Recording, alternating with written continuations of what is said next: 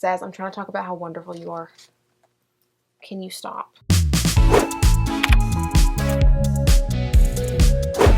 Good morning, Reptilians. Welcome and welcome back to the channel. I'm Elle, this is Zaz, and this is Elle's Reptiles. Just to let you guys know, before we get started, this video is a response to the question in the title of reptiles not making good pets. I'm not saying reptiles don't make good pets, I'm saying they make wonderful pets. Please don't yell at me.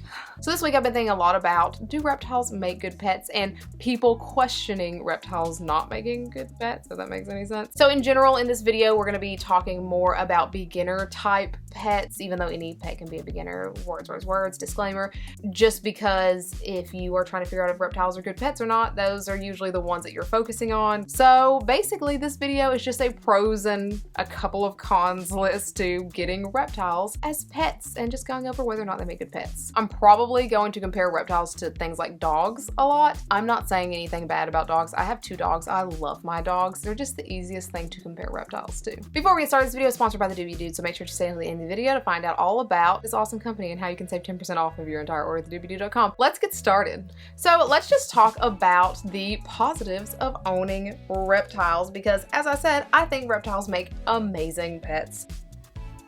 Their care, I'm just gonna hold her like a baby. Their care requirements are super easy after that initial setup for the most part. Where if you have like a dog who needs to be walked all the time or let out all the time and groomed and bathed and all this stuff, for the most part, reptiles in comparison to that are pretty easy. You buy all of their initial things, you set up their tank, that's where the expense and initial time and care comes from. You do all that stuff, but then after that, once they're settled in and they're ready to go, other than normal maintenance, things like that, their care is usually pretty easy. You're feeding them every day, you're giving them water, making sure that they have fresh water. Sometimes you're handling them depending on what the animal is. They're just pretty easy, especially if you are looking into getting a first pet. The ease of care of one of these is usually going to be a little bit easier than something like a puppy. The next one is reptiles are fantastic pets for people with pet allergies. This is a big thing. This is a big reason that a lot of people keep reptiles, is because they have pet allergies. Reptilian Den is actually allergic. He's very allergic to cats, so we don't have any cats. And he is slightly allergic to dogs. He loves dogs so much though. They are his absolute favorite. So he just kind of powers through it.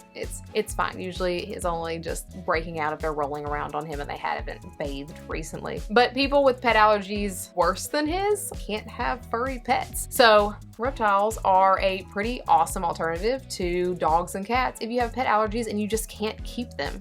Next up, many people use reptiles as emotional support animals. This is another one that can kind of fall in the category of pet allergies. Animals like bearded dragons or sometimes even ball pythons are fantastic to be able to just put on your shoulder where she wants to go and hang out with you if you've had a bad day and you just need an animal to care for or an animal to be near you. Animals like bearded dragons and ball pythons that just kind of will lay there with you after you've had a rough day at work or at school or wherever, they're fantastic, and they do still provide that skin to skin, even if it is found that reptiles don't necessarily have the part of their brain that makes emotions. They still can be emotional support animals for you. And even the act of taking care of a reptile's tank, cleaning the tank, if you have a bioactive tank, watering plants, things like that, those can also be very therapeutic as well. A big one is space availability. So again, if you live in like a small apartment and you can't have a large dog or you don't have a place to walk your dog, reptiles are fantastic for people like that don't have the space for something like a dog. With reptiles, you can get small ones that don't take up a lot of room. For example, cave geckos don't need that big of a tank because they kind of hide all the time. You can have things like crested geckos that need an 18 by 18 by 24. They don't need that much space in smaller homes. And just kind of on that same note, we have time availability. Again, if you live somewhere or you work or you do something where you can't go and walk your dog every day, or maybe you work an office job and you're away from your house most of the time and you can't give a dog or even a cat the amount of time that they need, reptiles can be awesome for this. Reptiles don't need attention all the time. Some reptiles don't even want attention all of the time. You look at things like mourning geckos or anoles, chameleons. These are things that generally you're not taking out every day and handling. So you're not having to spend that extra time for that animal. Of course, you're still gonna have to clean tanks out once a month. You're still gonna have to spot clean and feed them and all of that jazz. But compared to something like a dog where they need attention all the time, reptiles are a lot more time friendly. One big positive, in my opinion, to keeping reptiles is setting up their tanks. That is one of the most fun things, again, in my opinion, about having reptiles. You get to set up this slice of the wild for your animal, which is so cool. I absolutely adore designing tanks. If you see this tank up here, I just set up a frog tank for frogs that I don't have. If you like to be creative, you like designing things, you like plants, you like things like this, then bioactive tanks especially, but reptile tanks are going to be fun for you. The next one is for educational purposes. This one obviously isn't going to apply to everyone, but a lot of families will use reptiles as a homeschooling tool just to teach kids about the wild, to teach kids about these animals. I don't homeschool my children, but I do use them to teach my kids about the wild, and I use them for me to learn about the wild and about their natural behaviors and just about care for them. I think it's super important because keeping reptiles teaches us to respect the environment, and the environment is super important.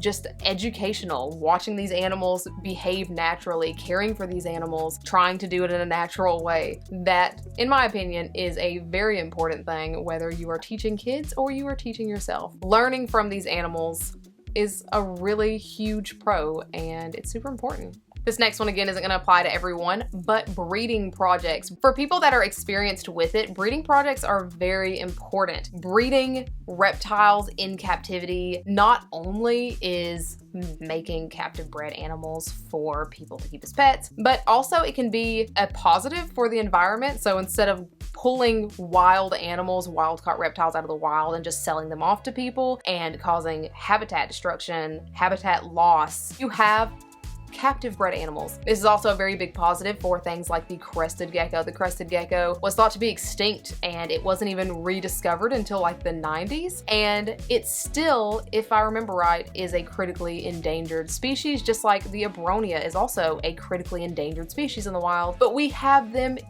by the tons in captivity. Number one, keeping these animals in captivity now means that they're not extinct. And it means that they're not going to go extinct because we know how to breed them in captivity. And also that will hopefully lessen them being taken from the wild as pets. Unfortunately, at the end of the day, people are still going to take animals from the wild as pets, but having them bred in giant numbers in captivity helps with people not doing that as much because there's no need and the demand is greatly lessened. And the last reason, the biggest reason, is that they're awesome. Reptiles are so cool. It is so cool to me that these scaly little creatures can live amongst us and we can care for them and they can actually kind of seem to like us a little bit sometimes. That's awesome. Reptiles are just such a cool creature to see and have and interact with and to just be part of our lives. My reptiles are just part of my giant family and it's awesome. I love reptiles so much, and if you love reptiles, a pet reptile is going to be fantastic for you as long as you're putting in that research and effort into taking care of them. Now on for some cons to reptile keeping, because as with anything, there are cons. The first one we're going to talk about is the price. Reptiles can get a bit pricey. If you're looking at all the different morphs and colors, that in itself can get pricey. The initial setup for these animals is going to be pricey, especially when you look at large tanks for larger reptiles. That's going to be pricey. If you ever have to take your animal to the vet visits are pricey. You have to feed them, you have to provide substrate if you're changing out substrates once a month. However, if you love reptiles enough to keep them as a pet, then you kind of understand the money that is going to go into that, which, as long as you understand that, then I guess it's not that big of a downfall. But just know that they can get pricey. The next potential con is their lifespans. If you are looking at animals like a crested gecko, a leopard gecko, tortoises, ball pythons, those animals have very long lifespans. That is something that needs to be planned for in advance. Where are you going to be in 15, 20 years? Do you think that you will be able to take care of that animal then? Obviously, you can't predict the future. Circumstances come up. That's completely understandable. But But if you know that you are getting a bearded dragon and you know that you are going to college next year and you're gonna have no one to take care of that reptile, that is important to make note of and to take into consideration when getting a reptile. Just kind of look at where you think you might be, and if it seems reptile permitting, then go for it. Basically, it comes down to don't impulse buy something like a tortoise and not think about the fact that they're gonna live 50 years. Research, again, is a huge key here.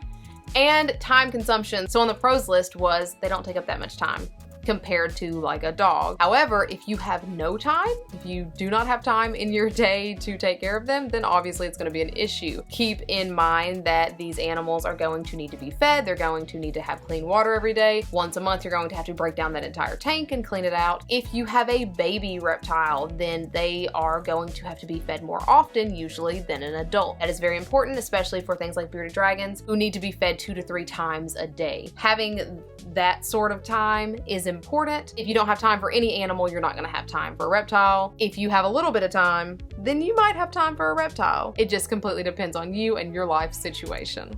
And I think that's it. This is a very short video. I have been building tanks for multiple videos now. I just kind of wanted to do something quick and easy, and like I said, I've been thinking about this a lot, and I just kind of wanted to make a video saying that reptiles can make absolutely fantastic pets. As I said at the beginning of this video is sponsored by the Dubia Doo. The Dubia Doo is an awesome place to get dubia roaches for your reptiles. Dubia roaches are a very nutritious part of a carnivorous reptiles or omnivorous reptiles diet. They are very nutritious, a lot more nutritious than crickets. They are a lot more filling than crickets, so you don't have to buy as many to fill them up, and they're a lot cleaner than crickets. The Dubia Doo is also a small business who does its best to reduce, reuse, and recycle to also help protect the environment while also taking care of your pets, which is fantastic. Make sure to use code Elle at thedubia.com to save 10% off of your entire order. Thank you so much to the Dubia Doo for continuing to sponsor these videos. As always, if you have not already, please feel free to follow me on my other socials and like, subscribe, and hit that bell for notifications every single time I put out a new video, which is every Sunday and some Wednesdays. This week's Instagram shout out is for Terra Inverte for liking a whole bunch of my stuff on Instagram. And this week's subscriber shout out is for Fern Animates for commenting on last week's video. Thank you guys both so much. You are the bee's knees. Thank you so much for watching, and I hope you have a fantastic day. Bye.